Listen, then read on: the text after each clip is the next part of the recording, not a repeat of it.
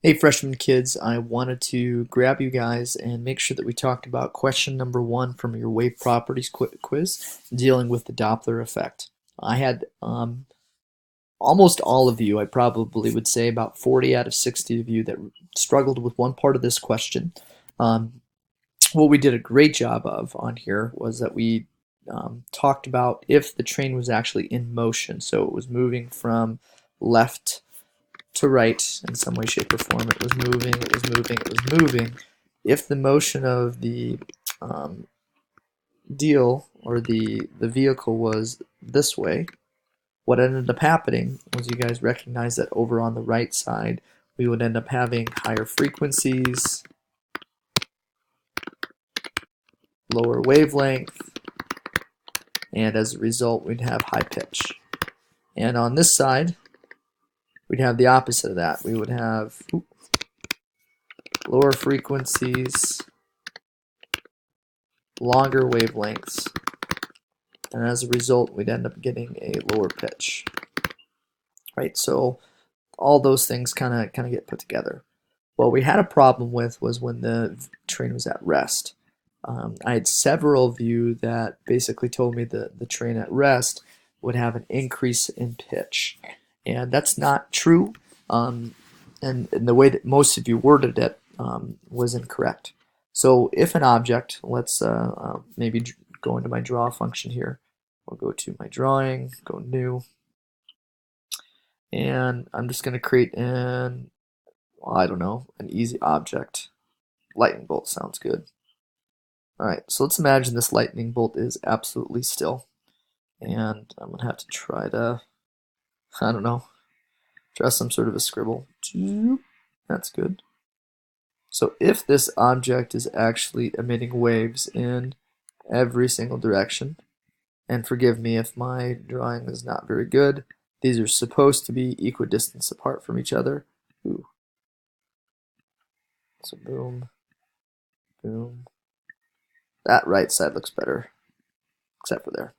Okay, so if this object is standing still, all right, if it's actually standing still, we're going to hear a consistent tone. We're not going to hear a change in frequency. We're not going to hear anything. And it really should not matter whether, and this is going to be you, whether you are right next to the thing producing the sound or if you're, I don't know, a mile away.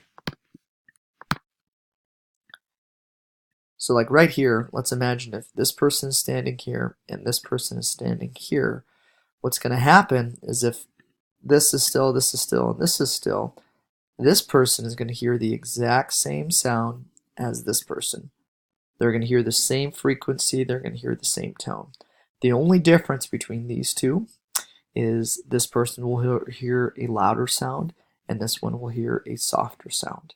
Now, if this object starts to move, so if this object starts to get pushed to the right, well, what's going to happen are these waves over here will compress quite a bit.